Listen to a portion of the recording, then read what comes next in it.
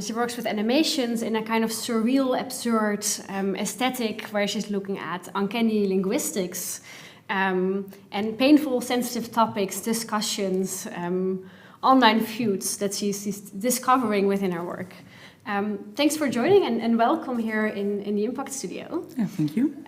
The first thing maybe that I was just wondering about, if you could tell us something about your practice, about your work, what inspires you, what draws you in, what is the thing that inspires you to work with animations?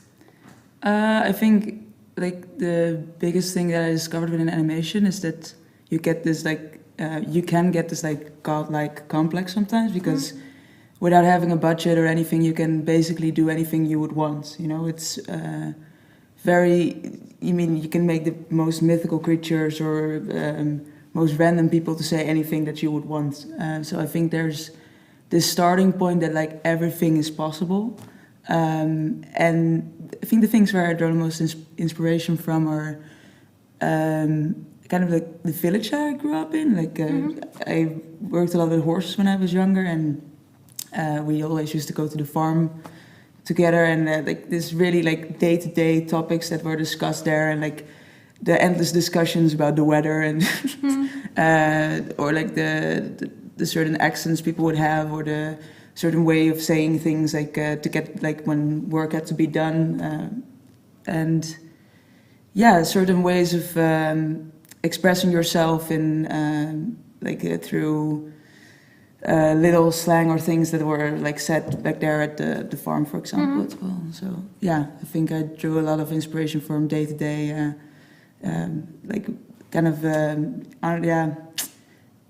conversations that seem not very important but actually are, in day-to-day life, or the supermarket conversations.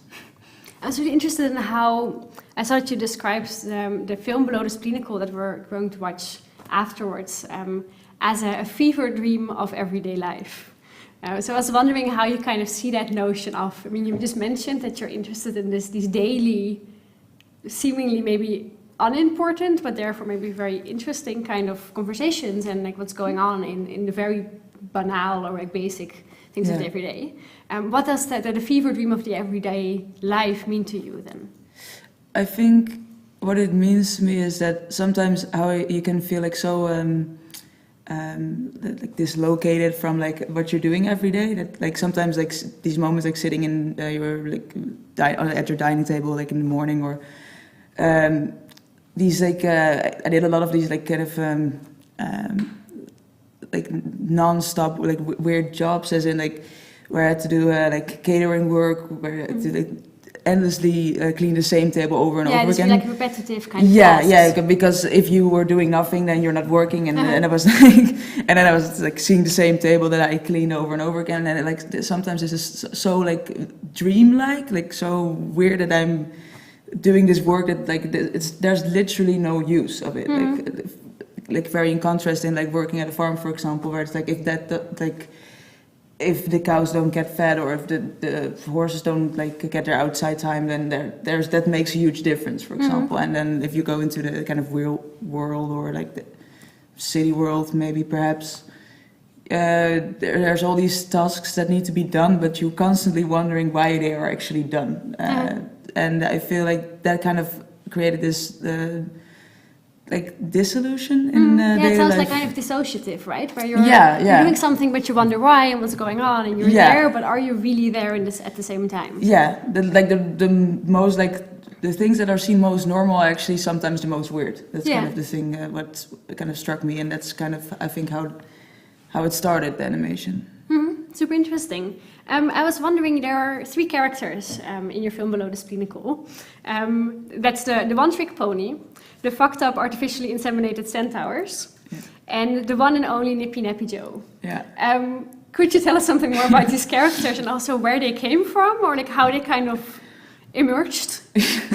It's always super funny because you're writing this in your room in a super intimate setting, and then people say that this is bogus, but I think the one-trick pony, I think again about linguistics, I think it's a super interesting saying, that someone is a one-trick pony, because can anyone really be a one-trick pony? But then also like it's super visually as well. Yeah, absolutely. And so then I kind of came up with having this introduction of this one-trick pony, that like kind of circus-like introduction, like a bit grandeur, and then it kind of became this very anti-climax character, which is kind of looking crooked and like it has a hard time standing still. And I was kind of thinking of there's this I forgot his name, but this artist that made a sculpture out of a woman that's been sitting in the office for like most of her life, and how her like back has grown. Yeah, and like from being on a computer, yeah, right? yeah. And, like your eyes are painful, and like that's all of these ailments from just computering the whole day. Exactly, and that's how that character came to life to give this like already kind of like not very like positive introduction, and then like the fucked up artificially inseminated centaur. I thought I was like I came to this very cheesy conversation about like what love would mean, and because you're kind of coming of age, and then you're seeing what you should like, you're seeing all these things you should supposed to do, and then you're wandering around in your head about that. And then like back in the day when I was working with horses a lot, there's like the horse world in the Netherlands is really big, and there's a lot of weird shit happening in my opinion. With artificially inseminating horses, and it's a huge market, and I've always wondered like how must the horse feel like if it suddenly is pregnant. Now, okay, so that's those all those things like kind of went together, and then this made this like this setting in this kind of brothel like environment where I wanted to talk about love in a very cheesy way, because also I think like reality shows I draw a lot of inspiration from that. So that's kind of how that came together, and then it ended in this like real conversation, like what does this whole animation and mean to me, and what do I want to conclude with this. And then that's kind of like that how I felt like that everything was starting to matter, like having to pay your taxes, etc., but also that nothing really matters in the end. So that's kind of like the whole like per chapter. The whole narrative that's going on. Something that I thought was interesting is how the linguistics of what's going on in the film, where it's kind of a very absurd, insane internet slang, as if you're in like the scary corner of Reddit. So I was kind of wondering what does it mean for you to like, you work with language in your animations, but how do you do that, and what are you inspired by, and how do you kind of see this role of this very particular kind of slang that makes sense, right, in this kind of internet type of age, but it's very specific. Yeah, it's very fun because I don't think about it that much. As in, like I really like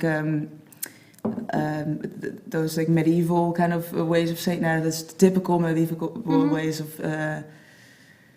saying things and stuff. And I think that I kind of like to combine that with what I see on the internet, of course. And I think also because I grew up with it, that I don't really realize what exactly is what. Like it's hard for me to analyze how I'm using it, but so I think it's like this combination of like constantly like growing up with the internet, constantly seeing this, like growing up with Hives, growing up with MSN, growing up with all these like ways of talking to each other, and then also like the love for those like stereotypical like medieval ways of saying things. But not that I'm like super linguistic expert, but kind of my interpretation of it.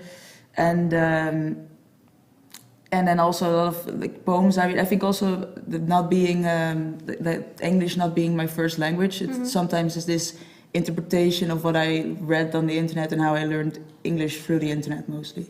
So I guess it's some kind of subconscious of stuff that you've seen around, and that's you kind of pick up on it, right? And it becomes this match of experiences, stuff if you've seen once, or things that come up in your daily life that all exactly, and it's this kind of subconscious thing at the same time. It's kind of what pops into my head, and then I'm like ask people, is this like understandable still a little bit, like, or not? Maybe a final question already, because we're moving towards the end. The festival is about this idea of the curse of smooth operations being, isn't technology most annoying basically if it works perfectly? And how I kind of interpreted that looking at your film was thinking about, okay, there are these social norms that you introduce of the 9-to-5 job, of the heteronormative relationship, of love as this ideal that somehow would fix your life. Would you say that these norms can be understood as this smoothness of the technology being the societal expectations, and that there's some kind of error that actually creates more space for other forms and other thoughts? How do you see this role of this festival theme and this prompt basically of these smooth operations in all these kind of meanings, right, that it can take up?